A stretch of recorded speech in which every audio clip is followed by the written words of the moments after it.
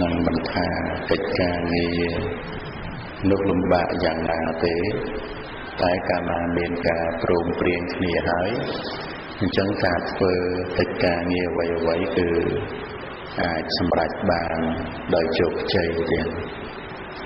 នឹងដូចជាមានរឿងរ៉ាវ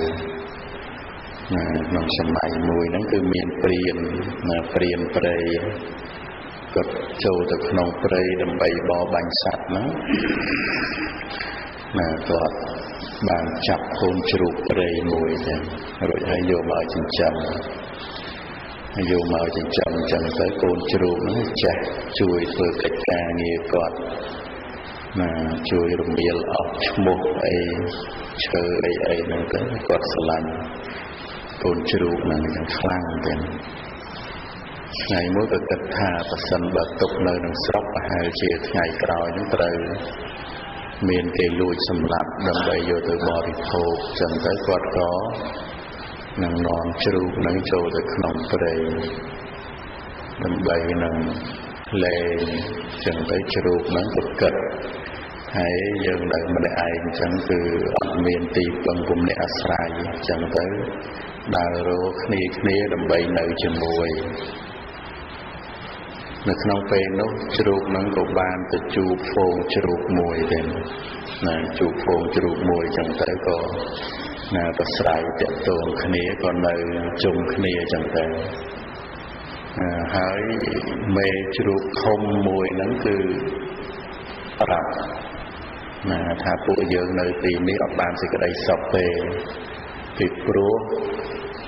មានខ្លាធំមួយតែងតែមកសម្លាប់ពួកយើងជារឿយចាប់ដើម្បីយកមកបរិភោគវិញចឹងទៅបានកូនជ្រូកនឹងនិយាយថាខ្លានឹងមានប្រមាណហើយជ្រូកមេហ្វូងប្រាប់ថាមានមួយទេខាងចុះយើងទាំងអស់គ្នានឹងស្មានតែតិចគ្នាណាស់ទៅយើងវាមិនមានចង្កូងធំមែនប៉ុន្តែយើងមានកម្លាំងកូនជ្រូកនឹងប្រាប់អញ្ចឹងទេបើដូច្នោះយើងនឹងរួមគ្នាដើម្បីកម្ចាត់ខ្លានឹងចោលអញ្ចឹងទៅបានជ្រូកទាំងអស់ហ្នឹងក៏នាំគ្នាគិតគូរគ្នាទៅក៏ស្រស់ស្រួលព្រមព្រៀងគ្នាដើម្បីនឹងរៀបចំក្បួនកម្ចាត់ខ្លានឹងចោលរួចហើយក៏ជ្រូកឈ្មោះតាច់ឆាក់ហ្នឹងក៏ប្រាប់ថាបើអញ្ចឹងអ្នកទាំងអស់គ្នាដែលមានកម្លាំងធំហ្នឹងធ្វើតាមខ្ញុំចូលនាំគ្នាឈ្មោះដីដើម្បីធ្វើលំឲ្យធំមួយចឹងទៅក៏នាំគ្នាឈ្មោះដីចឹងទៅហើយប្រាប់ថាបើសិនបើខ្លាហ្នឹងមកយើងនាំគ្នាឈរជាជួរជាក្រុមដើម្បីទប់ទល់ជាមួយខ្លាហ្នឹងវិញហើយចំពោះជ្រូកចាស់ហើយជ្រូកក្មេងឲ្យនៅពីក្រោយហើយរកជ្រូកកម្លាំងហ្នឹងឲ្យនៅពីមុខហើយកូនជ្រូកឈ្មោះតាច់ឆាក់ហ្នឹងឈរមុខគេដើម្បីធ្វើមេតបទាំងច្បាំងជាមួយខ្លាចឹងទៅដល់ទៅពេលយប់ហ្នឹងជ្រូកហ្នឹងនាំគ្នាប្រាប់គ្នាថាត្រូវបរិភោគឲ្យឆ្អែតទៅហើយមុនថ្ងៃរះរួចក៏នាំវាបរិភោគហើយក៏ចេញមកដើម្បីរៀបក្បួនតបច្បាំងជាមួយខ្លាទៀតនៅពេលហ្នឹងឯងខ្លាហ្នឹងញាក់ព្រឹកឡើងទៅក៏ធ្វើដំណើរមកដើម្បីមករកចាប់ជ្រូកនឹងទៅបរិភោគទៀតហើយតាមធម្មតាខ្លាហ្នឹងពេលដែលចាប់ជ្រូកបរិភោគហើយតែងតែនាំយកសាច់ហ្នឹងទៅឲ្យចដិលកោងមួយទៀតព្រោះខ្លាហ្នឹងគេនៅពីរនាក់ចដិលនៅក្នុងព្រៃហ្នឹងដល់ទៅពេលចេញមកខ្លាហ្នឹងឃើញចម្លែកឃើញជ្រូកហ្នឹងទម្រាបជួរគ្នាចាំឲ្យស្រេចគិតថារឿងនេះមិនស្រួលហើយបើជ្រូកហ្នឹងវានៅជុំគ្នាអញ្ចឹងយើងម្នាក់ឯងយើងធ្វើអីកើតនៅពេលនោះខ្លាហ្នឹងតម្រង់នឹងហក់មករកជ្រូកហ្នឹងនាំគ្នាស្ទុះទៅរកខ្លាហ្នឹងវិញទាំងអស់គ្នាខ្លាដល់ពេលឃើញជ្រូកវាមកច្រើនទៅរត់ទៅវិញទៅ នឹងចង់និយាយអំពីកម្លាំងសាមគ្គីគ្នាទេណាព្រមព្រៀងគ្នាដល់ទៅពេលខ្លានឹងត្រឡប់ទៅដល់ចដិលកោងហ្នឹងចដិលហ្នឹងសួរណាយ៉ាងម៉េចម៉ែនាយខ្លាថ្ងៃនេះណែឯងវាចាក់បាណាតិបាតហើយសួរឃើញខ្លានឹងមកអត់បានសាច់ហ្នឹងណាអញ្ចឹងទៅខ្លាហ្នឹងក៏ប្រាប់ថាមិនមែនទេប៉ុន្តែជ្រូកនឹងឥឡូវចេះសាមគ្គីគ្នាណាអញ្ចឹងគឺយើងមិនអាចចូលទៅសម្លាប់បានណាបានចដិលកោនឹងពោលបញ្ជោខ្លានឹងទៅណាពោលបញ្ជោខ្លានឹងណាចូលតាមចដិលនឹងណាចដិលនឹងថាណែនាយខ្លាអ្នកឯងស្មានតែរឹតអ្នកឯងនឹងលំបាក់លមោមតូចតាចណាស់ទៅនឹងថាតែប៉ុណ្្នឹងខ្លានឹងគេចូលគេមកម្ដងទៀតណាដល់ទៅពេលមកម្ដងទៀតខ្លានឹងស្ទុះមកណាដល់ទៅពេលខ្លានឹងស្ទុះមកវាភ្លេចមើលអាលងណាជ្រូកនឹងកិច្ចព្រូទៅខ្លាស្ទុះខ្លួនមិនទាន់ធ្លាក់លងដុកប្រងទៅមានណាជ្រូកដងគ្នាចោះទៅកញ្ញៃខ្លាហ្នឹងក៏ស្លាប់ទៅទៀតណាចឹងទៅបានណាមេហ្វូងជ្រូកនឹងស្រាប់ថាខ្លានេះមិនមានតែម្នាក់ឯងទេ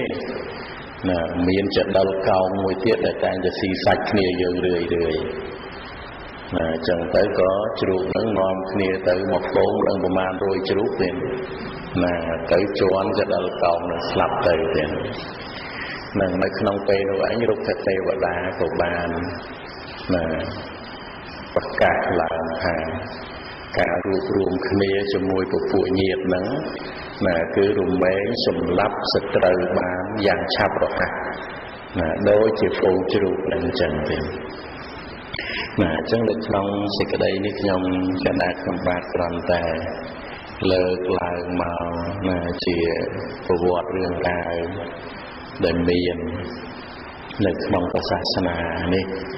ណាសូម្បីតែក្នុងសម័យដើមហ្នឹងក៏ការព្រមព្រៀងគ្នាការរួបរวมគ្នានេះគឺរមែងបាននៅសេចក្តីសុខបាននៅជ័យជំនះគ្រប់ប្រការដែរណាដូច្នោះមិនចំពោះតែពីមុនទេសូម្បីតែនៅក្នុងពេលនេះក៏ដូចគ្នាទៀតណានៅក្នុងសង្គមគ្រួសារក្នុងសង្គមនៅវត្តអារាមអីហ្នឹងគឺកាលណាមានការព្រមព្រៀងគ្នារួបរวมគ្នាណាចេះអត់ឱនចេះអធ្យាស្រ័យឲ្យគ្នាអញ្ចឹងទៅនឹងគឺរមែងបាននៅសេចក្តីចម្រើនបាននៅសេចក្តីសុខនឹងណាធ្វើអ្វីគឺត្រូវចេះកោតក្រែងគ្នាទៅវិញទៅមកណាកុំឲ្យនឹកឃើញយកតែណាគំនិតរបស់យើងមិនស្ដាប់នឹងអ្នកដែលនៅជុំវិញនឹងណាអញ្ចឹងទៅវាធ្វើឲ្យកើតទំនាស់ទៀតអញ្ចឹងទៅគំនិតយើងខ្លះគំនិតគេខ្លះទាំងអស់គ្នាអញ្ចឹងមកបូករួមបញ្ចូលគ្នាទៅចឹងហ្នឹងយើងធ្វើអ្វីក៏បានសម្រេចដែរណាដូចមានរឿងទៀនជ្រូកសាមគ្គីគ្នាសម្រាប់ខ្លាបានអញ្ចឹងទៀតហ្នឹងគឺយើងនិយាយពីរឿងកិច្ចការងារដែលយើងត្រូវព្រមព្រៀងគ្នាដើម្បីជាប្រយោជន៍រួមនិងដើម្បីបានមកនៅសេចក្តីសុខទៀតណាត្រូវមានចឹងឯងចឹងប៉ុន្តែហ្នឹងបន្ទាប់ពីនេះទៅក៏លើកនៅធម៌ណាដែលយើងបានស្ដាប់សិក្សារៀនសូត្រនៅក្នុងវេទនានុបស្សនាសតិប្បដ្ឋានដែរអញ្ចឹងគឺគុណម្ចាស់ញាតិញោមពុទ្ធបរិស័ទបានស្ដាប់មកយើងដឹងហើយទេណាវេទនាគឺមាន5គឺសុខវេទនាទុក្ខវេទនាសោមនស្សទោមនស្សហើយនឹងឧបេក្ខាវេទនាណាសុខវេទនាគឺមានការសោយនៅផោតពៈដែលជាទីប្រាថ្នា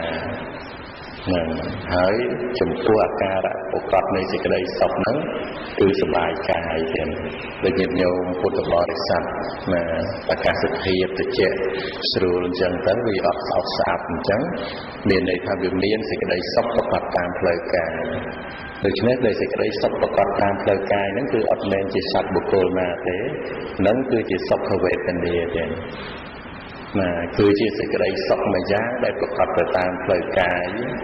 ដែលមិនមែនជាទូខ្លួនសត្វបុគ្គលណាទេទូសេចក្តីសុខប្រកបតាមផ្លូវកាយហ្នឹងចំណែកឯទុក្ខវេទនាដែលប្រកបតាមផ្លូវកាយគឺមានការសោយថតទៅពាក់មិនជាទីប្រាថ្នាហើយដល់ទៅពេលអាការៈប្រកបគឺលំបាកកាយទៀតដូច្នេះមានន័យថាសប្បាយកាយហើយលំបាកកាយហ្នឹងមួយគឺសុខវេទនាមួយគឺទុក្ខវេទនាអញ្ចឹងវេទនាដែលប្រកបទៅតាមផ្លូវកាយមានពីរយ៉ាងហ្នឹងឯងហ្នឹងដូច្នោះហើយទៅវេទនាហ្នឹងគឺអត់មែនជាសត្វជាបុគ្គលណាទេជាសេចក្តីសុខមួយយ៉ាងប្រកបទៅតាមផ្លូវកាយឬក៏ជាសេចក្តីទុក្ខមួយយ៉ាងប្រកបទៅតាមផ្លូវកាយនៅពេលដែលសេចក្តីសុខប្រកបទៅតាមផ្លូវកាយគឺអត់មានទុក្ខទេគឺអត់មានសេចក្តីទុក្ខប្រកបទៅតាមផ្លូវកាយទេហើយនឹងថាសេចក្តីទុក្ខហ្នឹងនឹងនៅទីណាដើម្បីរងចាំកើតក៏អត់មានដែរនឹងនៅពេលដែលសេចក្តីសុខកើតឡើងប្រកបតាមផ្លូវកាយដល់ទៅពេលសេចក្តីសុខនឹងរលត់ទៅសេចក្តីទុក្ខកើតឡើងប្រកបទៅតាមផ្លូវកាយអញ្ចឹងសេចក្តីសុខនោះក៏អត់មានទៅតាំងនៅក្នុងទីណាដើម្បីត្រឡប់ចាំកើតវិញដែរទេគឺមានតែសេចក្តីទុក្ខជាអាការៈប្រកបមកជាការលំបាកតាមផ្លូវកាយតែមួយយ៉ាងចឹងហើយទៅគួរសិក្សានៅក្នុងលក្ខណៈនៃវេទនាដែលប្រកបកើតឡើងតាមផ្លូវកាយជាសេចក្តីសុខមួយយ៉ាងជាទុក្ខមួយយ៉ាងចំណែកការប្រកបទៅតាមផ្លូវចិត្តគឺមានសោមនស្សវេទនាមានការសោយអារម្មណ៍ជាទីគាប់ចិត្តហើយដល់ទៅពេលអាការៈប្រកបរបស់សោមនស្សវេទនាហ្នឹងគឺមានការសប្បាយចិត្តដូច្នេះនៅពេលដែលមានលក្ខណៈនៃការសប្បាយចិត្តពេលកន្លែងហ្នឹងគឺជាសោមនស្សវេទនារីករាយឃើញរូបឬសម្លេងគុំក្លិនដឹងរសដឹងថតទៅពាក់រួចហើយសោមនស្សវេទនាកើតឡើងដែលសោមនស្សវេទនាកើតឡើងប្រកបជាលក្ខណៈនៃការសប្បាយចិត្តហ្នឹងគឺការសប្បាយចិត្តហ្នឹងមិនកើតតាមផ្លូវភ្នែកហើយក៏មិនកើតតាមផ្លូវតិចច្រមុះអណ្ដាតកាយដែរមានន័យថាការសប្បាយចិត្តនោះគឺកើតនៅក្នុងមโนទ្វារតែមួយយ៉ាងឃើញហើយអាចសប្បាយចិត្តឃើញឮហើយគុំក្លិនដឹងរសដឹងថតទៅពាក់ដឹងនៅធម្មអារម្មណ៍ហើយអាហ្នឹងគឺអាចសប្បាយចិត្តគឺសោមនស្សវេទនាកើតឡើងដូច្នេះសោមនស្សដែលវេទនាហ្នឹងគឺមានការកើតឡើងហើយរលត់ទៅហើយជាមួយនឹងការឃើញការឮការធំក្លិនការដឹងរសដឹងផតពៈនឹងទៀតប្រសិនបើអារម្មណ៍នឹងជាអនិច្ចាអារម្មណ៍វានឹងជាបច្ច័យឲ្យតោមនស្សវេទនានឹងកើតឡើងអញ្ចឹងតាមរយៈការឃើញឮធំក្លិនដឹងរសដឹងផតពៈហើយការទាស់ចិត្តកើតឡើងមិនសប្បាយចិត្តដូច្នេះនៅពេលដែលសោមនស្សវេទនាកើតឡើងជាអាការៈប្រកបជាលក្ខណៈនៃការសប្បាយចិត្តអញ្ចឹងគឺតោមនស្សវេទនាការមិនសប្បាយចិត្តអត់មានតាំងនៅទីណាទេព្រោះមិនតាន់មានបច្ច័យតាក់តែងឲ្យកើតឡើងហើយប្រសិនបើអារម្មណ៍នឹងជាអត្ថារម្មណ៍វិញអារម្មណ៍នឹងជាអត្ថារម្មណ៍អញ្ចឹងវាធ្វើឲ្យសោមនស្សវេទនាកើតឡើងបើអារម្មណ៍នឹងជាអនិច្ចារម្មណ៍វាធ្វើឲ្យតោមនស្សវេទនាកើតឡើងដូច្នេះមានន័យថាការសោយអារម្មណ៍នោះគឺទៅតែកើតឡើងនៅពេលដែលមានអារម្មណ៍នឹងគឺជាអារម្មណបច្ច័យមិនមែនញាតិញោមពុទ្ធបរិស័ទប្រុងដើម្បីនឹងសប្បាយចិត្តទេហើយក៏មិនមែនញាតិញោមពុទ្ធបរិស័ទប្រុងដើម្បីមិនសប្បាយចិត្តដែរចុះប៉ុន្តែអានេះវាតាក់ទងជាមួយនឹងអារម្មណ៍ខាងក្រៅជាអារម្មណបច្ច័យមួយយ៉ាងហើយជាមួយនឹងឧបនិស្ស័យមានការបដិសន្ធិប្រកបដោយឧបេក្ខាឬក៏បដិសន្ធិប្រកបដោយសោមនស្សជាដើមហ្នឹងហ្នឹងទៅធ្វើឲ្យវេទនា ដែលប្រព្រឹត្តទៅតាមផ្លូវចិត្តជាខាងក្នុងហ្នឹងគឺប្រកបទៅដោយសោមនស្សវេទនាហើយនឹងប្រកបទៅដោយទោមនស្សវេទនាហើយប្រសិនបើអារម្មណ៍ហ្នឹងជាកណ្ដាលអាហ្នឹងគឺប្រកបទៅដោយឧបេក្ខាវេទនាដូច្នេះវេទនាដែលកើតឡើងតាមផ្លូវចិត្តតាមផ្លូវគំនិតហ្នឹងណាការសោយអារម្មណ៍ជាសុខជាទុក្ខឬក៏ជាឧបេក្ខាតាមផ្លូវចិត្តហ្នឹងគឺវាផ្សេងអំពីការឃើញការឮការទំក្លិនដឹងរសដឹងផលប្រពៈមានន័យថាវាផ្សេងអំពីបញ្ចទ្វាទៀតណាបញ្ចទ្វាគឺយើងរាប់ភ្នែកតិចច្រមុះអណ្ដាតកាយអញ្ចឹងតាមធម្មតានៅក្នុងបញ្ចទ្វាក្រៅតែពីកាយចេញគឺប្រកបទៅដោយឧបេក្ខាវេទនាទៀតចក្ខុវិញ្ញាណក៏ប្រកបដោយឧបេក្ខាវេទនាសោតវិញ្ញាណក៏ប្រកបដោយឧបេក្ខាវេទនាឈានវិញ្ញាណជីវហាវិញ្ញាណប្រកបទៅដោយឧបេក្ខាវេទនាដោយឡែកចំពោះកាយវិញ្ញាណមួយគឺមានសុខផងទុក្ខផងទៀតអញ្ចឹងចំពោះវេទនាដែលប្រព្រឹត្តទៅតាមបញ្ចទ្វាគឺមិនដូចវេទនាដែលប្រព្រឹត្តទៅក្នុងមโนទ្វាទេនឹងដូចជាឧបមាថាញាតិញោមពុទ្ធបរិស័ទនឹកដល់រឿងបានធ្វើបុណ្យរួចហើយចឹងទៅនឹកទៅស្រាប់តែសប្បាយចិត្តរីករាយចិត្តកើតឡើងអាការរីករាយកើតឡើងហ្នឹងកើតតាមបញ្ចទ្វាឬកើតក្នុងមโนទ្វាហើយហ្នឹងជាសត្វទេហ្នឹងមិនមែនខ្លួនយើងទេក៏ប៉ុន្តែជាការរីករាយតាមសេចក្តីពិតនឹងជាការរីករាយពិតឬឧបមាថាញាតិញោមពុទ្ធបរិស័ទនឹកដល់រឿងអ្វីមួយនឹកចោះនឹកឡើងធ្វើឲ្យអន់ចិត្តធ្វើឲ្យតោមម្ដងអាហ្នឹងកើតតាមបញ្ចទ្វាឬកើតក្នុងមโนទ្វាណាអាហ្នឹងគឺកើតនៅក្នុងមโนកើតមโนទ្វាអាហ្នឹងដូច្នេះមានន័យថាសោមនស្សតោមនស្សឬក៏ឧបេក្ខាគឺកើតនៅក្នុងមโนទ្វាណាមានន័យថាវេទនា3ហ្នឹងគឺកើតនៅក្នុងមโนទ្វាចំណែកដោយតាមបញ្ចទ្វាគឺមានឧបេក្ខាវេទនាតាមភ្នែកតិចច្រមុះអណ្ដាតប៉ុន្តែដល់ទៅពេលតាមកាយទ្វាគឺមានសេចក្តីសុខហើយនិងសេចក្តីទុក្ខដូច្នេះដែលវេទនាវាកើតទៅតាមបញ្ចទ្វាហ្នឹងក៏មានហើយវេទនាគឺការសោយអារម្មណ៍កើតទៅក្នុងមโนទ្វាហ្នឹងក៏មានអញ្ចឹងសួរថាក្នុងធម៌ទាំង5ហ្នឹងក្នុងវេទនាទាំង5ហ្នឹងតើវេទនាហ្នឹងជាសត្វជាបុគ្គលដូចមិនដេចទៅហ្នឹងវាអត់មែនជាសត្វជាបុគ្គលទេហើយក៏អត់មែនជាយើងក៏អត់មែនជាអ្នកដទៃដែរដូច្នេះនៅពេលដែលសោមនស្សវេទនាកើតឡើងគឺជាសច្ចធម៌និងជាធម៌ដែលមានបច្ច័យតតៃឲ្យកើតឡើងហើយតើសោមនស្សវេទនាហ្នឹងនៅទៀងឬក៏រលត់ទៅវិញទៀតដែលមានអ្នកណាសប្បាយរហូតទេហ្នឹងហើយសុខរហូតទេឬក៏ថាទុកតាមផ្លូវកាយរហូតទេឬក៏តោមនស្សកើតតាមផ្លូវចិត្តរហូតទេអត់ទេវាមានការប្រែប្រួលដែលវាប្រែប្រួលអញ្ចឹងវាមិនមែនសោមនស្សខ្លាយមកជាតោមនស្សឬក៏ថាតោមនស្សនឹងខ្លាយទៅជាឧបេក្ខាមិនមែនទេសោមនស្សកើតឡើងហើយរលត់ទៅតោមនស្សកើតឡើងហើយរលត់ទៅហើយឧបេក្ខាកើតឡើងហើយរលត់ទៅដូច្នេះសប្បាយចិត្តពិបាកចិត្តមិនសប្បាយចិត្តមិនពិបាកចិត្តរាល់ថ្ងៃហ្នឹងយើងឬក៏វេទនាខណ្ឌកើតរួមជាមួយវិញ្ញាណទៀតហ្នឹងអាហ្នឹងយើងហ្នឹងគឺថាអត់មានយើងទេគឺវេទនាខណ្ឌហ្នឹងគឺកើតរួមជាមួយនឹងវិញ្ញាណដូច្នោះសេចក្តីសោកសឹកសួលសេចក្តីទុក្ខទោមនស្សនិងសេចក្តីចង្អៀតចង្អល់ឬក៏ការធ្វើបាណាតិបាតអត្តនេទានកាមេសុមិច្ឆាចារៈដើម្បីឲ្យបានសោមនស្សវេទនានោះណានៅពេលដែលគុណម្ចាស់ញាតិញោមពុទ្ធបរិស័ទកំណត់នឹងសោមនស្សតោមនស្សហើយនឹងឧបេក្ខាវេទនាថាអានឹងត្រឹមតែជាវេទនាខណ្ឌទេអញ្ចឹងអាការត្រូវប្រព្រឹត្តអាក្រក់កាយទុច្ចរិតវិច័យទុច្ចរិតហើយនឹងមโนទុច្ចរិតដើម្បីបានវេទនាហ្នឹងគឺត្រូវស្ងប់រងាប់ហើយទៀតណាពីព្រោះឃើញវេទនាហ្នឹងដែលវាត្រូវកើតឡើងហ្នឹងគឺវាកើតឡើងហើយក៏រលត់ទៅវិញវាអត់មែនជាខ្លួនយើងទៀតហើយប្រសិនបើយើងអត់បានសិក្សាកំណត់ដឹងនៅក្នុងវេទនាខណ្ឌហ្នឹងទេ នៅពេលដែលសោមនស្សកើតឡើងអាហ្នឹងគឺ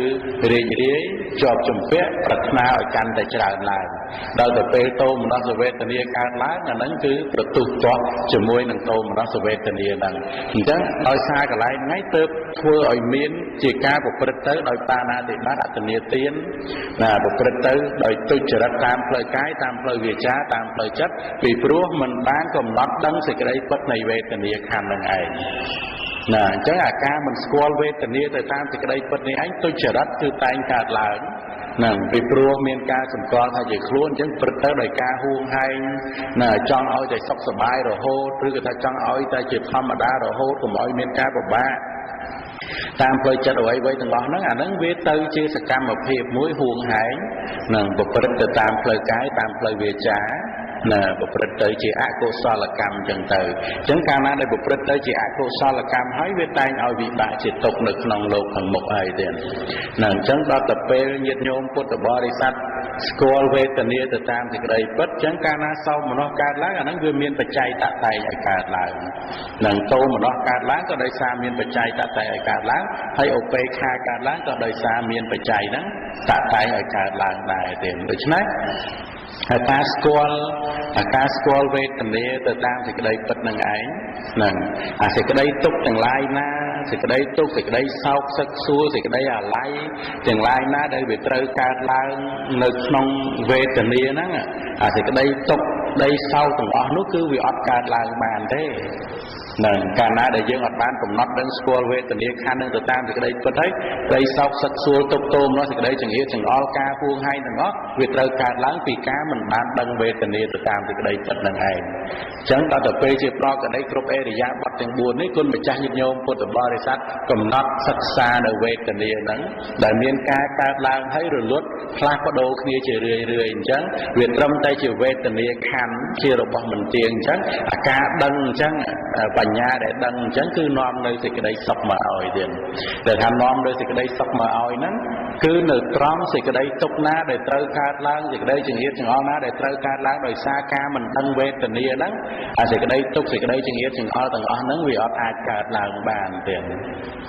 ទុច្ចរិតតាមផ្លូវកាយតាមផ្លូវវាចាតាមផ្លូវចិត្តដែលតែងឲ្យផលជាទុក្ខទៅក្នុងលោកខាងមុខផងហើយជាទុក្ខនៅក្នុងពេលកើតឡើងផងអាសេចក្តីទុក្ខទាំងអស់ហ្នឹងកើតឡើងអត់បានដោយសារការស្គាល់វេទនាទៅតាមសេចក្តីពិតនេះឯងអញ្ចឹងគុណម្ចាស់ញាតិញោមពុទ្ធបរិស័ទសិក្សាមើលតើវេទនាហ្នឹងដែលវាតែងតែកើតឡើងជារៀងរាល់ថ្ងៃហ្នឹងវាមានមកពីស្រុកណាមកពីប្រទេសណាចូលមកខ្លួនយើងអត់ទេវាកើតនៅក្នុងកាយហ្នឹងហើយរលត់នៅក្នុងកាយហ្នឹងដោយសារមានកាយនេះឯងទៅមានវេទនាហ្នឹងកើតឡើងហើយវាតកតងជាមួយនឹងការមានកាយនេះមានហើយវាមានអាយតនៈមានភ្នែកទៅជាច្រមុះអណ្ដាតកាយចិត្តអាហ្នឹងវាជាទីតាំងអាស្រ័យកើតឡើងនៃវិញ្ញាណហើយបើវិញ្ញាណកើតឡើងហើយវិញ្ញាណហ្នឹងវាមានអារម្មណ៍ខាងក្រៅមកគឺរូបសម្លេងក្លិនរសផុតពៈដល់ទៅពេលអារម្មណ៍ហ្នឹងខាងក្រៅមកអារម្មណ៍ហ្នឹងជាអនិច្ចាអារម្មណ៍អាហ្នឹងទៅតាមផ្លូវចិត្តធ្វើឲ្យទោមនស្សវេទនាកើតឡើងបើសិនជាតាមផ្លូវកាយវាធ្វើឲ្យទុក្ខវេទនាកើតឡើងអាហ្នឹងអារម្មណ៍ហ្នឹងវាត្រូវធ្វើឲ្យវេទនាកើតឡើងអញ្ចឹងនឹងហើយតកតងជាមួយកម្មដែលជាអតីតកាលជាយូរកន្លងមកហើយដែលបានធ្វើហើយហ្នឹងវានៅជាកម្មបច្ច័យនឹងឲ្យវេទនាហ្នឹងកើតឡើងដូច្នេះការដែលមកសិក្សាស្គាល់វេទនាទៅតាមសេចក្តីពិតនឹងឯងទៀតសេចក្តីទុក្ខណាដែលត្រូវកើតឡើងព្រោះការមិនស្គាល់វេទនាសេចក្តីទុក្ខនោះគឺត្រូវរលត់ទៅទាំងអស់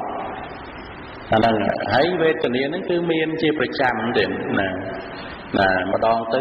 សុខកើតឡើងរលត់បាត់ទៅទុក្ខកើតឡើងរលត់បាត់ទៅឧបេក្ខានឹងឧបេក្ខាកើតឡើងរលត់បាត់ទៅទោមនស្សកើតឡើងរលត់បាត់ទៅ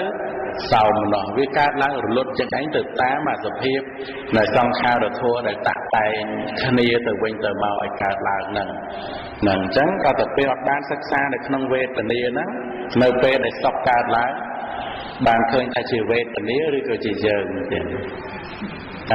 ញ្ចឹងនៅពេលដែលឃើញអាសេចក្តីសុខសោមនស្សជាយើងអញ្ចឹងឃើញនឹងឃើញខុសឬឃើញត្រូវនឹងឃើញខុស ដល់ទៅពេលឃើញខុសសម្គាល់ថាជាយើងហើយអញ្ចឹងនៅពេលដែលវេទនានឹងរលត់ទៅទុក្ខវេទនាកើតឡើងមកកើតទុក្ខឬក៏មិនកើតនឹងវាត្រូវកើតទុក្ខអញ្ចឹងឯងទៀតពីព្រោះมันបានកំណត់សិក្សាដឹងនៅវេទនាខណ្ឌហ្នឹងទៅតាមសេចក្តីពិតដូច្នេះការសិក្សាការកំណត់នៅវេទនាខណ្ឌជារឿយជាប្រកដីគ្រប់អេរយាបថទាំង4ទៅតាមសេចក្តីពិតនឹងឯងស្គាល់នៅវេទនានឹងថាត្រឹមតែជាវេទនាដូច្នេះអាការស្គាល់វេទនាទៅតាមសេចក្តីពិតនឹងឯងទៀតជាសោមនស្សសប្បាយរីករាយតាមផ្លូវចិត្តណាឧបមាថាដូចញាតិញោមពុទ្ធបរិស័ទស្ដាប់ធម៌យល់អីចឹងទៅរីករាយមកជួវិថីចិត្តអញ្ចឹងទៅរួចហើយទៀងឬក៏បាត់ទៅវិញភ្លាមនឹងបាត់ទៅវិញភ្លាមណាឬក៏ថាឥឡូវនៅឯផ្ទះតែពេលនៅឯផ្ទះអញ្ចឹងស្រាប់តែកូនចៅថាអីឲ្យទាស់ចិត្តអាការទាស់ចិត្តហ្នឹងវាកើតមកជួវិថីចិត្តហើយវានៅទៀងឬក៏បាត់ទៅវិញដែលបាត់ទៅហ្នឹងបាត់យើងឬក៏បាត់ទៅមនោវេទនាហ្នឹងទេហើយតាមទៅចាប់យកមកវិញបានទេតែកុំទៅខ្លាចបាត់ខ្លួនខ្ញុំតាមចាប់យកមកវិញបានទេអត់ទេដូច្នេះអាសុភាពនៃវេទនាដែលវាកើតឡើងហ្នឹងគឺវាកើតម្ដងមកជួវិថីចិត្តចឹងទៅបាត់វិញរួចហើយទៅក៏ឧបេខាចឹងទៅអញ្ចឹងនៅក្នុងកាយពីចុងសក់បាតជើងហ្នឹងនៅពេលដែលសុខសប្បាយរីករាយសោមនស្សឬឧបេខាអាការហ្នឹងទាំងអស់ហ្នឹងយើងឬក៏វេទនាខណ្ឌហ្នឹងវេទនាខណ្ឌកើតឡើងហើយរលត់ទៅកើតឡើងហើយរលត់ទៅអញ្ចឹងអាការសិក្សាឃើញវេទនាជាប្រកដីគ្រប់អេរយាបថទាំង4នេះឯងទៀតហ្នឹងដែលអាចសិក្សាបានតលតែការនៅដោយការមិនប្រសិទ្ធៈសតិសម្បជញ្ញៈហើយប្រសិនបើប្រព្រឹត្តទៅដោយការប្រសិទ្ធៈសតិសម្បជញ្ញៈច្រើនទេនៅពេលដែលសោមនស្សវេទនាកើតឡើងក៏រលត់បាត់ចោលទៅមិនអត់ទេណាចោលទៅទេឬក៏មិនចោលហ្នឹងហើយមិនត្រឹមតែចោលទេជាប់ទៀតណាជាប់ថាវេទនាហ្នឹងជាអីហ្នឹងហើយជាយើងឬក៏ជារបស់យើងតែដោយការពិតវេទនាដែលជារបស់អ្នកណាអត់កើតឡើងហើយហ្នឹងកើតឡើងហើយរលត់ទៅពងើយអ្នកណាប្រកាន់ថាបោះអញអ្នកណាប្រកាន់ទៅមិនដឹងទេប៉ុន្តែតើកើតហើយដឹងតែបាត់ទៅវិញតែដែលមិនរួចខ្លួនចេះតែជាប់នៅនឹងមកពីអីមកពីអវេទនាខណ្ឌនឹងវាកើតទៀតវាមានបច្ច័យតាក់តែងឲ្យកើតទៀតណាកើតទៀតមកយើងអត់បានសិក្សាដោយការអត់បានស្ដាប់ធម៌ហ្នឹងទៅអាហ្នឹងយើងទៀតដែរម្ដងយើងនឹងសុខម្ដងយើងទុក្ខម្ដងយើងនឹងគឺធម្មតាអាហ្នឹងដោយសារអត់បានស្ដាប់ដល់ទៅពេលបានស្ដាប់មកញាតិញោមពុទ្ធបរិស័ទដឹងណាម្ដងទៅទុក្ខវេទនាហ្នឹងកើតត្រង់ជង្គង់អីចឹងទៅពីព្រោះនៅត្រង់ជង្គង់ហ្នឹងមានកាយប្រសាទដែរមានហើយបើមានកាយប្រសាទអញ្ចឹងបើសិនជាផោតតពៈហ្នឹងអមតេចូលធាតុវាខ្លាំងទៅវាក្តៅដល់ពេលវាក្តៅត្រង់កាយប្រសាទហ្នឹងទុក្ខវេទនាកើតឡើងអត់ដែលយើងហៅថារលាកណារលាកក្បាលជង្គង់ឬក៏រលាកសរសៃអីអញ្ចឹងតេចូលធាតុហ្នឹងវាឡើងកម្ដៅតេចូលធាតុវាឡើងកម្ដៅវាប៉ះទប់ជាមួយកាយប្រសាទដល់ទៅពេលតេចូលធាតុវាក្តៅខ្លាំងអញ្ចឹងប៉ះជាមួយកាយប្រសាទអញ្ចឹងកាយវិញ្ញាណសុខសហកតកាយវិញ្ញាណឬទុក្ខសហកតកាយវិញ្ញាណហ្នឹងអាកាយវិញ្ញាណកើតម្ដុំកន្លែងជង្គង់ហ្នឹងវាឈឺឲ្យកន្លែងហ្នឹងរួចហើយនៅទៀងឬក៏បាត់ទៅហ្នឹងហើយចុះបើកាយវិញ្ញាណវាកើតនៅត្រង់ថ្មិញណាដល់ទៅពេលវាបាត់ឈឺថ្មិញទៅវាបាត់យើងឬក៏បាត់អាទុក្ខសហកតកាយវិញ្ញាណមកដុំកន្លែងហ្នឹងទេអញ្ចឹងមានន័យថាទុក្ខសហកតកាយវិញ្ញាណហ្នឹងពីក្បាលដល់ចុងជើងហ្នឹងកន្លែងណាវាកើតបានដែរឲ្យទៅត្រូវផោតតពៈមិនជាទីប្រាថ្នាវាមិនមែនមានន័យថាកាយវិញ្ញាណមួយហ្នឹងទៀងនៅមួយមូលពីចុងសក់ដល់បាតជើងហ្នឹងចាំឈឺទេណាឧបមាថាឥឡូវទុក្ខសហកតកាយវិញ្ញាណហ្នឹងវាកើតនៅត្រង់ជង្គង់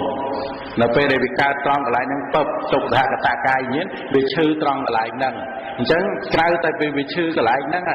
តើមានទុក្ខសហកតកាយវិញ្ញាណណាវាកើតនៅត្រង់កន្លែងដទៃទៀតដែរមានឬអត់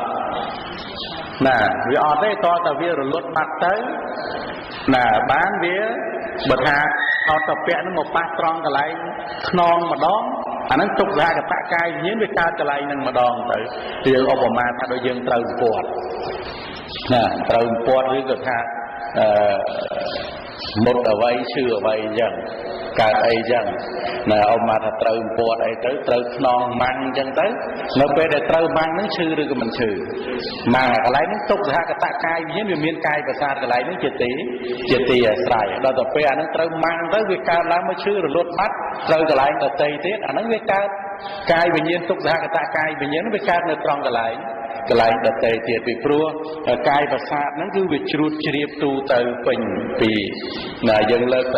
លែងតែសក់លើកលែងតែចុងកញ្ចក់ស្បែកក្រិនណាអញ្ចឹងមានន័យថាពីក្បាលដល់ចុងជើងហ្នឹងកាយប្រសាទហ្នឹងវាជ្រួតជ្រាបទូទៅទាំងអស់អញ្ចឹងហើយបានប៉ះកន្លែងណាឈឺកន្លែងហ្នឹងទេតែដល់ទៅពេលយើងអត់បានឃើញថាអាសភាពនៃទុក្ខសហកតកាយវិញ្ញាណវាកើតកន្លែងហ្នឹងវារលត់កន្លែងហ្នឹងទេយើងហាក់ដូចជាយល់ថាមានកាយវិញ្ញាណមួយហ្នឹងគឺថានៅតាំងពីក្បាលដល់ចុងជើងប៉ះកន្លែងណាវាឈឺដែរប៉ុន្តែតាមសេចក្តីពិតគឺមិនអញ្ចឹងទេដែលថាវានៅពីក្បាលដល់ចុងជើងហ្នឹងគឺកាយប្រសាទទេមិនមែនកាយវិញ្ញាណទេប៉ុន្តែដល់តែពេលវាប៉ះកន្លែងណាកាយវិញ្ញាណវាកើតកន្លែងហ្នឹងទៀតវាអាស្រ័យនឹងកាយប្រសាទកន្លែងហ្នឹងវាកើតកន្លែងហ្នឹងណាជាមួយនឹងទុក្ខណាជាមួយនឹងសេចក្តីទុក្ខដែលជាទុក្ខវេទនាទៅរួចហើយដល់តែពេលអារម្មណ៍ហ្នឹងវាអស់តើទុក្ខសហកតកាយវិញ្ញាណវានៅតែឈឺទៀតឬក៏វារលត់ទៅដែរហ្នឹងគឺត្រូវរលត់ទៅដែរអញ្ចឹងអាតួឈឺមួយ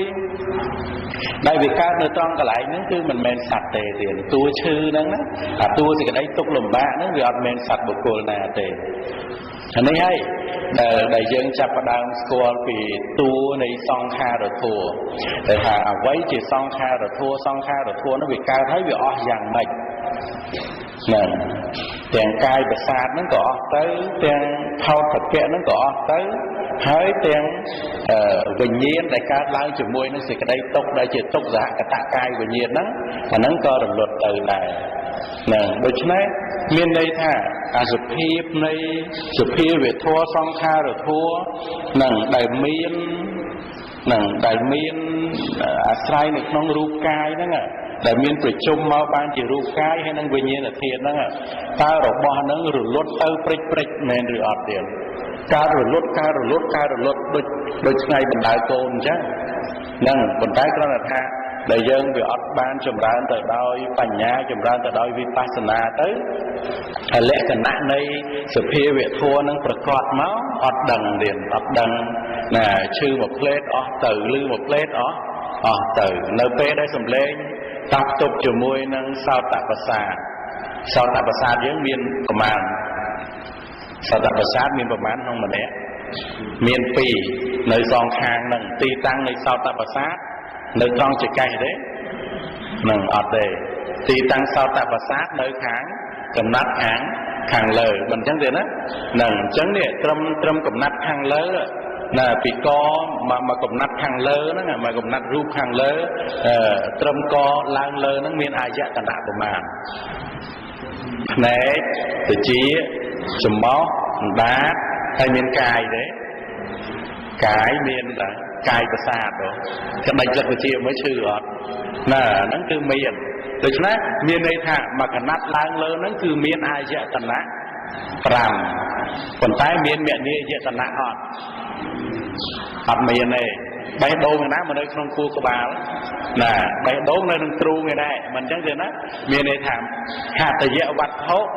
អាហ្នឹងបេះដូងវាជាទីអាស្រ័យរបស់មនោវិញ្ញាណមិនអញ្ចឹងមនោវិញ្ញាណវាអាស្រ័យនឹងហតយវត្ថុអញ្ចឹងបេះដូងវានៅក្នុងទ្រូងឯដែរទេអញ្ចឹងមានន័យថាមកកណាត់ឡើងលើនេះគឺមានអាយតនៈតែ5ទេដល់ទៅពេលត្រឹមកកចុះក្រោមមានអាយតនៈប្រមាណមានកាយប្រសាទមានអត់ណាហើយមនីយតនៈមានអត់មានអញ្ចឹងត្រឹមកចុះក្រោមនេះមានអាយតនៈតែ2ទេមនីយតនៈវាកើតនៅក្នុងបេះដូងហើយនឹងកាយាយតនៈអញ្ចឹងដល់ទៅពេលយើងចែករូបមកកណាត់ហើយត្រឹមចកេះចុះក្រោមមានអាយតនៈប្រមាណតែមួយទេគឺកាយនឹងអញ្ចឹងមានន័យថានៅអត់មានអ្នកណាយកជង្គង់ទៅមើលទូរទស្សន៍ទេណាពីព្រោះនៅអាកន្លែងជង្គង់ហ្នឹងវាអត់មានអីវាអត់មានចក្ខាយតនៈ ប៉ុន្តែបើនៅត្រឹមចង្កេះចុះក្រោមហ្នឹងប្រសិនបើត្រូវរំពាត់អីឈឺឬក៏មិនឈឺហ្នឹងហើយបើសិនជាដើរទៅជន់ស្គរសអីបែរមកអត់ទេពីព្រោះវាអត់មានអីគេវាអត់មានជីវហាប្រាសាទមិនអញ្ចឹងទេណាជីវហាប្រាសាទវានៅខាងលើឯដែរហើយបើសិនបើនៅខាងក្រោមហ្នឹងមានជីវហាប្រាសាទដែរមិនបាច់ទេណាដើរទៅហ្នឹងប៉ះអំបិលប្រៃអំបិលប៉ះអីដៃហ្នឹងមិនអញ្ចឹងទេណាហ្នឹងអញ្ចឹងនៅក្នុងរូបកាយហ្នឹងវាចែកមកជាអាយតនៈអញ្ចឹងឯងហើយវេទនាគឺវាកើតតាមអាយតនៈហ្នឹងឯងទៅ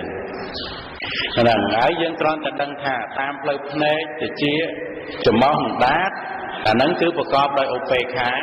វេទនាតាមផ្លូវកាយគឺមានសុខមានទុក្ខដល់ទៅពេលតាមផ្លូវចិត្តមានសោមនស្សទោមនស្សហើយនឹងឧបេក្ខាដូច្នេះវេទនាវាអាស្រ័យនៅក្នុងអាយតនៈនឹងឯងដែលកើតឡើងហើយរលត់ទៅ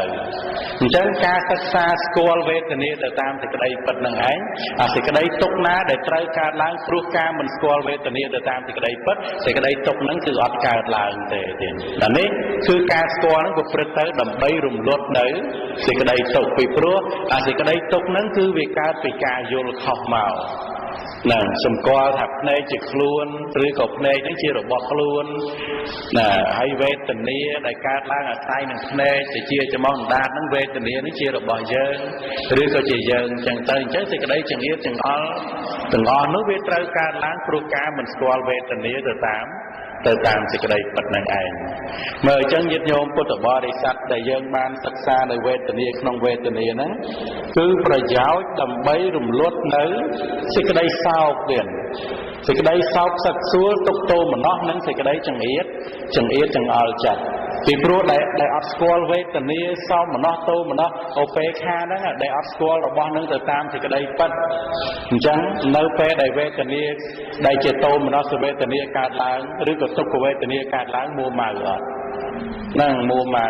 ចង់បានតែអ្វីដែលសុខចង់បានតែអ្វីដែលសោមនស្សពីព្រោះសម្គាល់ថាជារបស់យើងណាយើងគួរតែបានសោមនស្សយើងគួរតែបានសុខប៉ុន្តែវេទនាវាមានតែពីរឬក៏វាមានច្រើនទៀត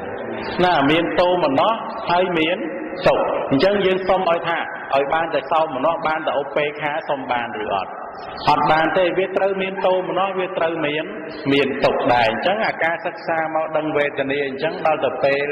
វេទនានោះវាមានការកើតឡើងហើយរលត់ទៅកើតឡើងហើយរលត់ទៅផ្លាស់ប្ដូរគ្នាយ៉ាងណាប្រសិនបើទុក្ខវេទនានឹងវាកម្រើកណាឬក៏ថាទោមនស្សវេទនានឹងវាកម្រើកខ្លាំងដែលយើងបានសិក្សាយល់អញ្ចឹងទៅគឺអាចស្ងប់ចិត្តបានទៀតណាអាការស្ងប់ចិត្តនេះឯងណាជាមួយនឹងការសិក្សាក្នុងសេចក្តីពិតរបស់វេទនាហ្នឹងអាការស្ងប់ចិត្តនឹងឯងដែលឈ្មោះថានាំមកនៅសេចក្តីសុខពីព្រោះសេចក្តីចង្អៀតចង្អល់ទុក្ខទោមនស្សនោះគឺវាអត់កើតឡើងមកបានទេអាហ្នឹងគឺសិក្សាជាប្រកដីគ្រប់អេរិយាបថទាំង4ហ្នឹងគុណម្ចាស់ញាតិញោមពុទ្ធបរិស័ទគុំនៅដោយការប្រសិទ្ធសតិតែនៅដោយការប្រសិទ្ធសតិហើយសកាយតិដ្ឋិនឹងគិតថាជាខ្លួនបញ្ហានឹងគិតថាជារបស់ខ្លួនអញ្ចឹងរាល់ពេលនៃការគិតថាខ្លួនឈឺខ្លួនសបាយហ្នឹងអាការគិតរបៀបហ្នឹងកន្លែងហ្នឹងគឺអត់មែនយើងទេគឺជាការកើតឡើងនៃទិដ្ឋិរៀននៃបញ្ហាដូច្នេះការសិក្សាស្គាល់រឿយនៅក្នុងវេទនាហ្នឹងទៅនឹងកម្ចាត់បងនៅសេចក្តីសោកសឹកសួលទុក្ខទោមនស្សនៅពេលដែលវេទនាហ្នឹងវាប្រែប្រួលទៅជាបការៈដតីអញ្ចឹងការស្គាល់វេទនានេះឯងធ្វើឲ្យសោកសឹកសួលទុក្ខទោមនស្សអត់កើតឡើងហើយដល់ទៅពេលសេចក្តីសោកសឹកសួលសេចក្តីទុក្ខទោមនស្សហ្នឹងអត់កើតឡើងមានអ្នកណានៅជាទុក្ខណាដែលគុណម្ចាស់ញាតិញោមពុទ្ធបរិស័ទនៅជាទុក្ខមកពីទុក្ខនឹងកើតឡើងណាមកពីទុក្ខហ្នឹងគឺមានហេតុឲ្យកើតឡើងដូចជាការមិនសប្បាយចិត្តការទាស់ចិត្តអ្វីដែលវាត្រូវកើតឡើងហ្នឹងគឺមកពីមិនដឹងធัวហ្នឹងទៅតាមសេចក្តីពិតហ្នឹងឯងចឹងទៅទើបទោមនស្ស ចង្អៀតចង្អល់សេចក្តីសោកសេចក្តីអាឡោះអាល័យហ្នឹងគឺត្រូវកើតឡើងវិញណាព្រោះការមិនដឹងរឿងពិតនៃវេទនាខណ្ឌហ្នឹងដែលទៅពេលសិក្សាបានដឹងអាការដឹងរឿងពិតនៃវេទនាហ្នឹងយ៉ាងណាអញ្ចឹងអាសេចក្តីសោកសឹកសួលទុក្ខទោមនស្សហ្នឹងអត់មានបច្ច័យតាក់តែងឲ្យកើតឡើងពីព្រោះអាការសោកសឹកសួលទុក្ខទោមនស្សសេចក្តីអាល័យហ្នឹងវាកើតឡើងមកពីអត់ដឹងទៀតណាមកពីអត់ដឹងប៉ុន្តែដល់ទៅពេលដឹងទៅសេចក្តីទុក្ខទាំងអស់នោះគឺអត់កើតឡើងទេហ្នឹងឧបមាថាញាតិញោមពុទ្ធបរិស័ទហ្នឹងកូនធ្វើដំណើរទៅឆ្ងាយអីចឹងទៅហ្នឹងហើយស្រាប់តែគេថាអូកូនឯងគ្រោះថ្នាក់ស្លាប់ហើយគ្រាន់តែដឹងប៉ុណ្ណឹងសោកឬក៏មិនសោកហ្នឹងប៉ុន្តែដល់ទៅពេលអាហ្នឹងយើងដឹងហ្នឹងពិតឬក៏មិនទាន់ពិតទេហ្នឹងយើងគ្រាន់តែដឹងពីចម្ងាយវាមិនទាន់ពិតយ៉ាងណាទេប៉ុន្តែដល់ទៅពេលយើងដឹងការពិតថាកូននឹងអត់ស្លាប់ទេណាអាហ្នឹងមានសោកទេថាស្លាប់ហ្នឹងគឺអ្នកដតីទេមានអីត្រូវសោកយ៉ាងណាតែការដែលមកសិក្សានៅក្នុងសច្ចធម៌នេះដែលសោមនស្សរលត់ទៅទោមនស្សកើតឡើងណាឬក៏ថាសុខកើតទៅទុក្ខកើតឡើងពីលើកមុនយើងថាយើងអ្នកសុខយើងអ្នកទុក្ខប៉ុន្តែដល់តែពេលអាសុខទុក្ខហ្នឹងវាអត់មែនយើងទេអញ្ចឹងវាកើតហើយវារលត់យើងវាត្រូវកង្វល់ជាមួយដែរបើអ្នកទុក្ខហ្នឹងអត់មែនយើងដែលអ្នកទុក្ខហ្នឹងគឺជាទូទុក្ខវេទនាកើតឡើងហ្នឹងដូចអ្នកស្លាប់ហ្នឹងអត់មែនកូនយើងអញ្ចឹងទេណានឹងអ្នកស្លាប់ហ្នឹងអត់មែនកូនយើងដំបូងយើងថាកូនយើងសោកប៉ុន្តែដល់ទៅពេលអ្នកស្លាប់ហ្នឹងយើងដឹងច្បាស់ថាមិនមែនកូនយើងបាត់សោកឬក៏មិនបាត់នឹងបាត់តែយ៉ាងណាតួវេទនាហ្នឹងដូចគ្នាដែលយើងអត់តាន់បានស្ដាប់នៅអរិយធម៌អត់តាន់បានស្ដាប់នៅសតិប្បដ្ឋានយើងថាវេទនាហ្នឹងជាណាជាយើងប៉ុន្តែដល់ទៅពេលបានស្លាប់មកវេទនាហ្នឹងយើងឬក៏ជាវេទនាខណ្ឌវេទនាខណ្ឌអញ្ចឹងដល់ទៅពេលវារលត់ទៅហ្នឹងញាតិញោមពុទ្ធបរិស័ទមានទៅចង្អៀតចង្អល់មានទៅអាល័យអីពីព្រោះរបស់ហ្នឹងវាអត់មែនជាយើងហើយក៏មិនមែនជារបស់យើងដែរអញ្ចឹងអាការដឹងការពិតហ្នឹងតើបាត់នៅសេចក្តីសោកឬក៏មិនបាត់ទេនឹងគឺបាត់នៅសេចក្តីសោកក៏ទាំងដូចសណ្ណង្គកុមារព្រំសំដែងអញ្ចឹងណាដឹងថានេះជាអកុសលដឹងថានេះជាកុសលហើយនៅក្នុងកុសលអកុសលហ្នឹងក៏មានវេទនាដែរណាដឹងថានេះគឺសោមនស្សវេទនានេះគឺទោមនស្សវេទនានេះគឺឧបេក្ខានេះគឺទុក្ខនៅពេលដែលដឹងអញ្ចឹងអវិជ្ជាក៏រលត់ទៅសេចក្តីទុក្ខណាសេចក្តីចង្អៀតចង្អល់ណាសេចក្តីសោកណាដែលត្រូវកើតឡើងព្រោះអវិជ្ជាជាបច្ច័យដល់ទៅពេលអវិជ្ជារលត់ហើយទៅសេចក្តីសោកសេចក្តីទុក្ខនឹងកើតឡើងបានឬអត់កើតឡើងបានទេពីព្រោះវាអត់មានបច្ច័យទេអត់មានបច្ច័យហើយញាតិញោមពុទ្ធបរិស័ទទុកចិត្តចោះវាអត់កើតឡើងបានទេហ្នឹងឧបមាថាអាសេចក្តីសោកហ្នឹងកើតពីសេចក្តីល្ងងឬក៏ថាដូចសេចក្តីទុក្ខហ្នឹងកើតពីលួចគេតែដល់ពេលយើងមិនទៅលួចគេមានទុក្ខមកដែរអត់ទេពីព្រោះវាខ្វះបច្ច័យគឺការលួចគេហ្នឹង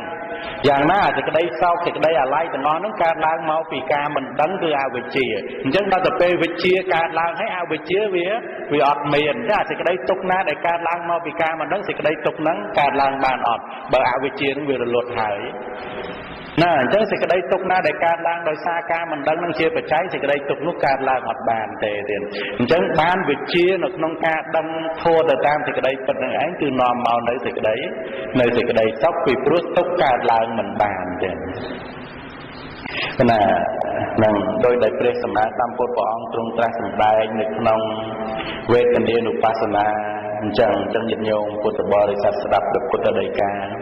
ណាព្រះអង្គទ្រង់ត្រាស់សម្ដែងថាមនាលភិក្ខុទាំងឡាយភិក្ខុពិចារណាឃើញនៅវេទនាក្នុងវេទនាទាំងឡាយជាប្រកដីគ្រប់អរិយាបថទាំង4តើដោយវិធីដូចម្ដេចមនាលភិក្ខុទាំងឡាយភិក្ខុក្នុងសាសនានេះកាលទទួលសុខវេទនាក្ដីក៏ដឹងច្បាស់ថាអាត្មាអញទទួលសុខវេទនាកាលទទួលទុក្ខវេទនាក្ដីក៏ដឹងច្បាស់ថាអាត្មាអញទទួលទុក្ខវេទនា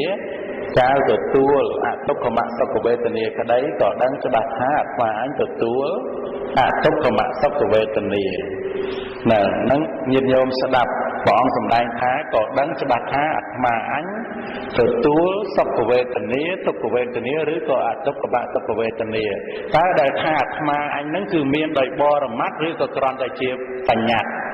ហ្នឹងហើយយើងស្ដាប់ឲ្យយល់អញ្ចឹងដែលថាយើងហ្នឹងគឺគ្រាន់តែបញ្ញត្តិទេប៉ុន្តែការពិតវេទនាអាស្រ័យនឹងយើងឬអាស្រ័យនឹងរូបកាយនេះ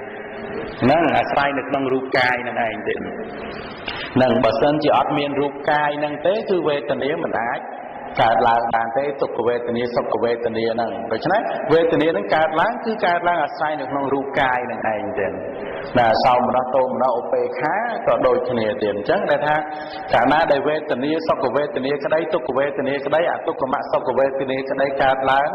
là mà anh có đăng thả mà anh tự tua sốc tự tua tốc hay nắng tự tua nơi áp tục của mạng sốc nắng tròn tay chiều vô há chiều ca sao là mọt tề cái đôi chỉ cái đây bất về ấp miếng khuôn dơ ngày ná chỉ nè mò tự tua sốc mò tự tua tục tế từ sốc tốc hay nằng op khá nó ca lá à tay nằng cài này ai liền hay bỏ của chúng ta sầm đai anh bận to tự tiệt thả nè cá tự tua sốc của về từนี้ประกอบแต่โดยอามิสะนั่งอัตถกถาบานปัญโยธานะสกเวทนีได้ประกอบโดยอมิสะนั้นนะมีในธา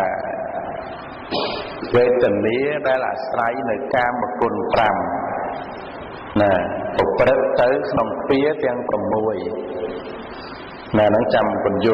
ปริศดาต่อตะเตียเตียนนะก็ดังฉบับท่ามาอันตัวสกเวทนีประกอบโดยอมิสะการตัวสกเวทนีโดยอัตอามิสะก็ดังฉบับท่ามาอันตัวสกเวทนีโดยอัตอามิสะการตัวสกเวทนีประกอบโดยอามิสะก็ดังฉบับท่ามาอันตัวสกเวทนีประกอบโดยอามิสะการตัวสกเวทนีโดยอัตอามิสะก็ดังฉบับท่าอัตมาอันตัวสกเวทนีโดยอัตอามิสะการตัวตุกขมะสกเวทนีประกอบโดยอมิสะก็ได้นะก็ดังฉบับท่ามาอันตัวตุกขมะสกเวทนีประกอบโดยอมิสะการตัวตุกขมะสกเวทนีอัตอามิสะก็ได้ก็ดังฉบับท่าอัตมาอันตัวตุกขมะสกเวทนีโดยอัตอามิสะពីខោពិចារណាឃើញនៅវេទនាក្នុងវេទនាទាំងឡាយជាខាងក្នុងជាប្រកដីគ្រប់អរិយាបថទាំង4ពិចារណាឃើញនៅវេទនាក្នុងវេទនាទាំងឡាយជាខាងក្រៅជាប្រកដីគ្រប់អរិយាបថទាំង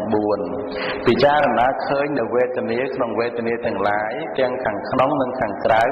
ជាប្រកដីគ្រប់អរិយាបថទាំង4ចំណាអញ្ចឹងនៅក្នុងសេចក្តីនេះខ្ញុំកណ្ដាលខ្ញុំបានគ្រាន់តែណាលើកពន្យល់នៅក្នុងថាវេទនាប្រកបទៅដោយអាមិសៈណានៅពេលដែលប្រគុណម្ចាស់ញាតិញោមពុទ្ធបរិស័ទឃើញរូបឬសំឡេងធំក្លិនដឹងរសដឹងផលតពៈដឹងនៅធម្មអារម្មណ៍ណាឬក៏មានបុត្រភរិយាស្វាមីអីមកជាអារម្មណ៍ធ្លាប់ខឹងទេធ្លាប់ខឹងនឹងកូនទេហ្នឹងហើយនៅពេលដែលសំឡេងគេនិយាយលឺមកធ្លាប់ខឹងនឹងសំឡេងហ្នឹងទេនឹងធ្លាប់ខឹងនឹងក្លិនទេណាអាហ្នឹងគឺហៅថាតោមនសវេទនាប្រកបដោយអាមិសៈយល់ទេយ៉ាងណាហើយធ្លាប់សប្បាយចិត្តនឹងរូបសម្លេងក្លិនរសផលតពៈទេនឹងអាហ្នឹងហៅថាសោមនសវេទនាដែលប្រកបដោយអាមិសៈមានន័យថាជាបញ្ចកាមគុណជាវត្ថុកាមមានន័យថារូបសម្លេងក្លិនរសផលតពៈណាឧបមាថារបស់ហ្នឹងដែលយើងទៅទិញមករួចហើយគេលួចបាត់ទៅខឹងឬក៏មិនខឹងណាខឹងហ្នឹងគឺតោមនសវេទនាហ្នឹងគឺប្រកបទៅដោយអាមិសៈហ្នឹងអញ្ចឹងទេណាមានន័យថាសោមនសវេទនាតោមនសវេទនាដែលវាត្រូវកើតឡើងអាស្រ័យដោយវត្ថុរបស់របរប្រើប្រាស់ក្នុងលោកហ្នឹងស្រ័យដោយសាររូបសម្លេងក្លិនរសផលតពៈហើយនឹងសម្ភារៈប្រើប្រាស់ដែលយើងប្រើប្រាស់រាល់ថ្ងៃទាំងអស់ហ្នឹងធ្វើឲ្យកើតសោមនសតោមនសធ្វើឲ្យកើតឧបេក្ខាណាឬក៏ក្តៅពេកធ្វើឲ្យកើតទុក្ខវេទនាតាមផ្លូវកាយណាឬក៏ឲ្យដូចថាវាមិនក្តៅទេវាល្មមធ្វើឲ្យកើតសុខវេទនាតាមផ្លូវកាយអញ្ចឹងមានន័យថាការសោយអារម្មណ៍ណាតាក់ទងជាមួយរូបសម្លេងក្លិនរសផលតពៈបុត្រភរិយាស្វាមីសេចក្តីសុខតាមផ្លូវកាយតាមផ្លូវចិត្តទាំងអស់ហ្នឹងតាក់ទងជាមួយវត្ថុកាមដែលយើងប្រើប្រាស់រាល់ថ្ងៃហ្នឹងអាហ្នឹងហៅថាវេទនាប្រកបដោយអាមិសៈអញ្ចឹងយល់ហើយយ៉ាងណាប៉ុន្តែដល់ទៅពេលញាតិញោមពុទ្ធបរិស័ទបានធ្វើទានហើយសบายចិត្តឬអត់ណាការធ្វើទានបានរក្សាសិលល្អបានស្ដាប់ធម៌ទៅយល់សោមនសវេទនាកើតឡើងទេណាអញ្ចឹងការដែល ដែលសោមនស្សវេទនាកើតឡើងដោយសារការធ្វើទានរក្សាសិលអ្វីៗទាំងអស់ហ្នឹងសោមនស្សវេទនានឹងឯងគេហៅថាសោមនស្សវេទនាដោយឥតមានអាមិសៈណាគឺអត់មានជាប់ជំពាក់ជាមួយនឹងបុត្រភរិយាស្វាមីជាមួយកូនចៅជាមួយរូបសម្លេងខ្លួនរូបផោតពៈអីទេគឺតាក់ទងជាមួយនឹងគុណធម៌ណាគឺសេចក្តីល្អការធ្វើទានការរក្សាសិលអញ្ចឹងមានន័យថាសោមនស្សវេទនាដែលកើតឡើងជ្រះថ្លាប្រព្រឹត្តមកជាអបរៈចេតនាឬនៅក្នុងគណៈធ្វើទានដែលជាមុញ្ញតចេតនាកំពុងធ្វើជាទាននឹងសប្បាយចិត្តរីករាយអញ្ចឹងសោមនស្សដែលកើតឡើងនៅក្នុងទាននឹងឯងឬក៏ថាឧបេក្ខាដែលកើតឡើងនៅក្នុងទាននឹងឯងនឹងឲ្យឈ្មោះថាវេទនាដែលមិនប្រកបដោយអាមិសៈឬក៏ហៅថាវេទនាដែលឥតអាមិសៈនឹងយល់ទេចឹងណាហ្នឹងគឺវេទនាគឺយើងចែកទៅជាប្រកបដោយអាមិសៈហើយនឹងមិនមានអាមិសៈចុះទោមនស្សវេទនាដែលអត់អាមិសមានដែរទេមានណាទោមនស្សវេទនាដែលអត់អាមិសហ្នឹងគឺនៅក្នុងលក្ខណៈរបៀបនេះតាមធម្មតាទោមនស្សវេទនាដែលមានទោមនស្សវេទនាណាជាកុសលទេមិនដែលមានទេប៉ុន្តែបើសោមនស្សវេទនាអាចជាកុសលអាចជាអកុសលបើឧបេក្ខាវេទនាអាចជាកុសលអាចជាអកុសលឧបេក្ខាចំពោះទោមនស្សវេទនានេះដែលអត់អាមិសៈហ្នឹងគឺមិនមែនមានន័យថាមិនមែនមានន័យពាក្យថាដែលអត់អាមិសៈដឹងតែជាកុសលវេទនាអត់អាមិសៈដឹងជាកុសលមិនមែនអញ្ចឹងណាទេណាគាត់ថាការសោយអារម្មណ៍ប្រកបទៅដោយអាមិសៈហើយនឹងការសោយអារម្មណ៍មិនប្រកបដោយអាមិសៈមិនមានន័យថាអារម្មណ៍ហ្នឹងវាមិនមែនជាអាមិសៈមិនមែនជាបញ្ចកាមគុណនៅក្នុងលោកអញ្ចឹងអបមកថានៅពេលដែលញាតិញោមពុទ្ធបរិស័ទសមាទានសិល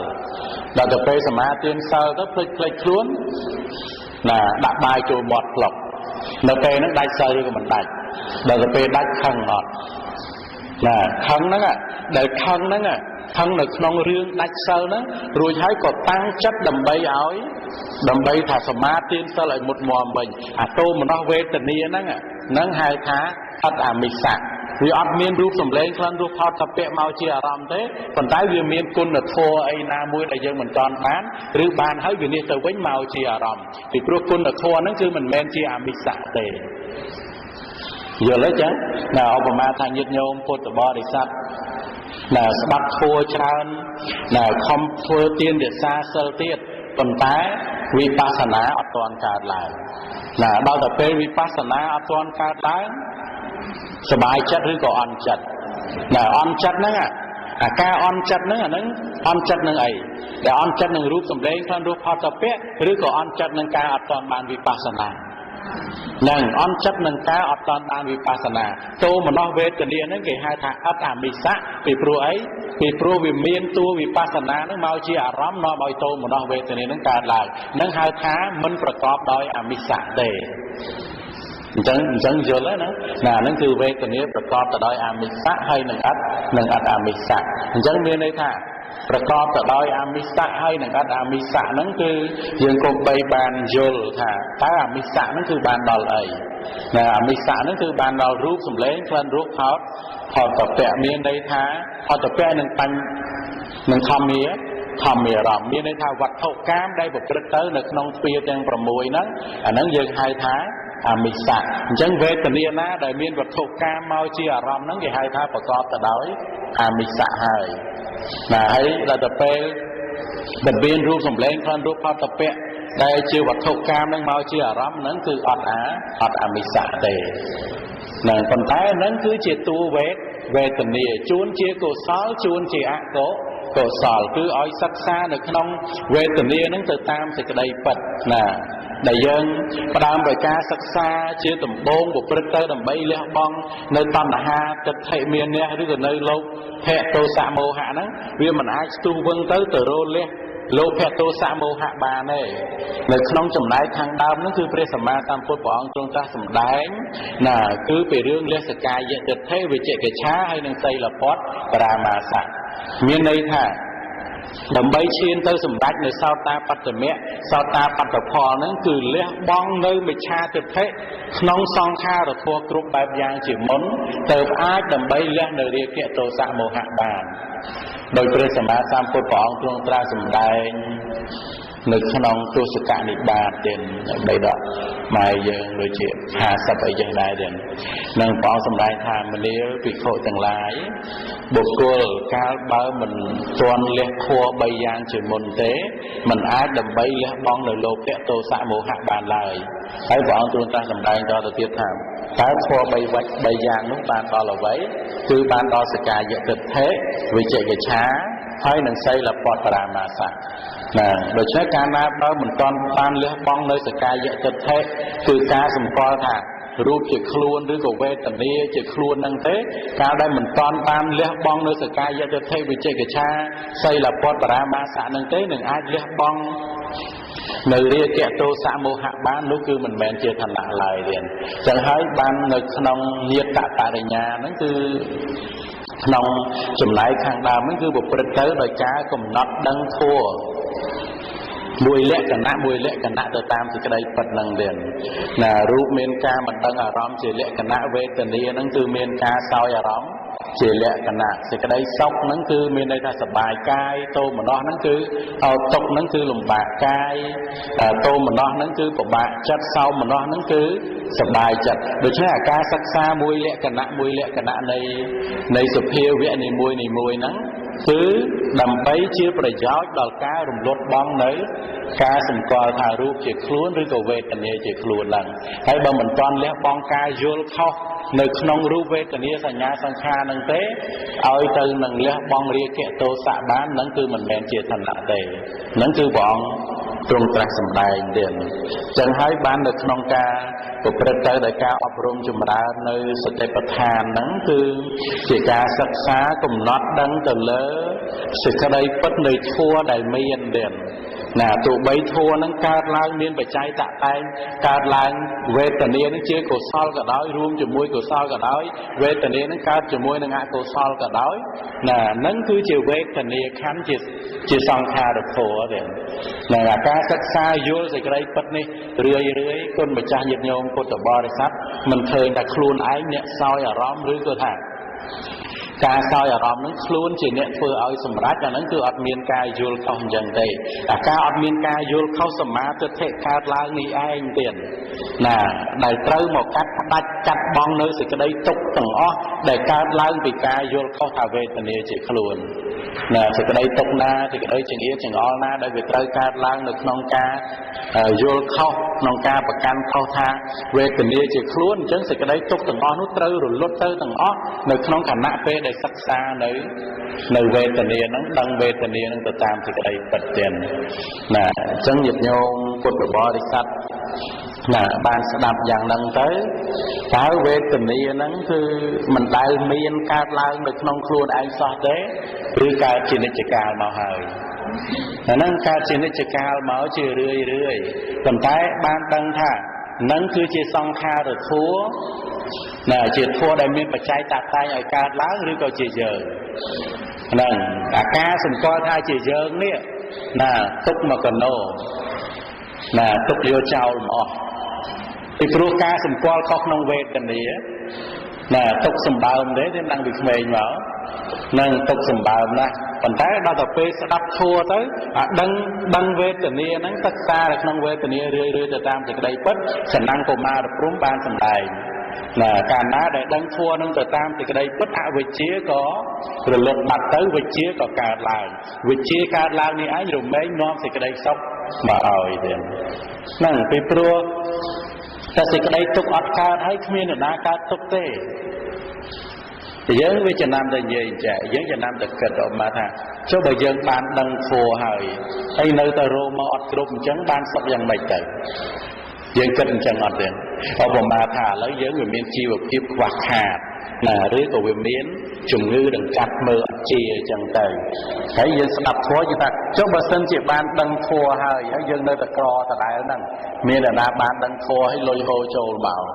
เจ้าบันดังโฟให้เนื้อตะกรอตะได้จังสับยังไม่เกิด cái lại nữa là đại dương thưa ở mình tục chặt thua thưa ở tục chặt các bất nơi phê để đăng thua hay tục tam lời chất ọt khát lại điện mình men đăng thua hay ban lôi dê bởi ban lôi cái ban sốc nhẹ miên cái sốc o hơi nơi phê để đăng thua đăng về tình yêu đăng từ tam thì cái đây bất thì cái đây tục ra đại mau chỉ krương chừng yết chừng o tam lời chất vì cao đọt bàn hay là đập bia thì cái đây chừng yết chừng o tam lời chất nó vì ọt cao là lời miên để na chỉ tục nhìn nhung cần bờ bà thì cái đây chừng yết chừng o tam lời chất nó vì ọt cao là ban đó nè ọt sấy coi mình tục đây bà thì cái đây tục tam lời chất vì ọt cao nè con cha vô cái này nè là tiền họ đã lên miên lối mà riêng nè ọt co ọt ấy cả đôi